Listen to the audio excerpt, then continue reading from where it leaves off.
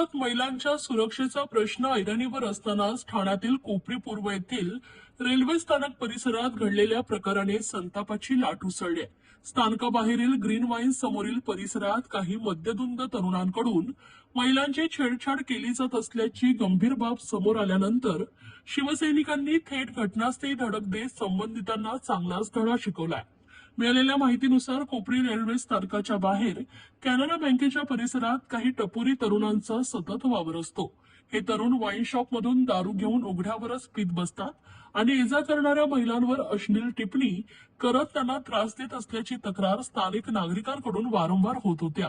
मात्र या प्रकाराकडे दुर्लक्ष होत असल्याने त्याचे धाडस वाढतच होते. दरम्यान मार्केट परिसरातून ठाणे रेल्वे स्थानकाकडे जात असताना एका तरुणीसोबत छेडछाड झाल्याची घटना घडली. घाबरलेल्या अवस्थेतही त्या तरुणीने धाडस दाखवत ही माहिती तत्काळ एका व्हॉट्सअप ग्रुपद्वारे स्थानिक शिवसैनिकांपर्यंत पोहोचवली.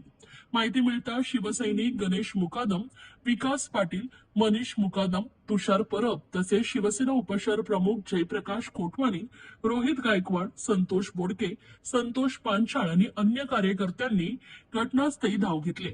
परिसरात शोध मोहीम राबवत संबंधित तरुणांना गाठण्यात आले.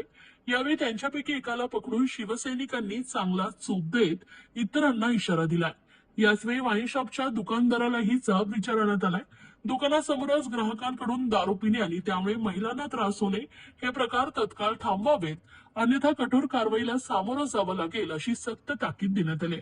या घटनेनंतर परिसरात काही काळ तणाव निर्माण झाला असला तरी स्थानिक महिलांमध्ये दिलासा व्यक्त केला जातोय. अशा प्रकारांना आळा बसणं अत्यंत गरजेचं असून महिलांची सुरक्षितता ही सर्वांची सामूहिक जबाबदारी आहे, अशी भावना नागरिकांकडून व्यक्त करण्यात येते. दरम्यान या प्रकाराची दखल घेऊन पोलीस प्रशासनानंही संबंधित परिसरात गस्त वाढवण्याची गरज व्यक्त केली असून अशा घटनांची पुनरावृत्ती होऊ नये यासाठी कठोर उपाययोजना करण्याची मागणी जोर धरत आहे.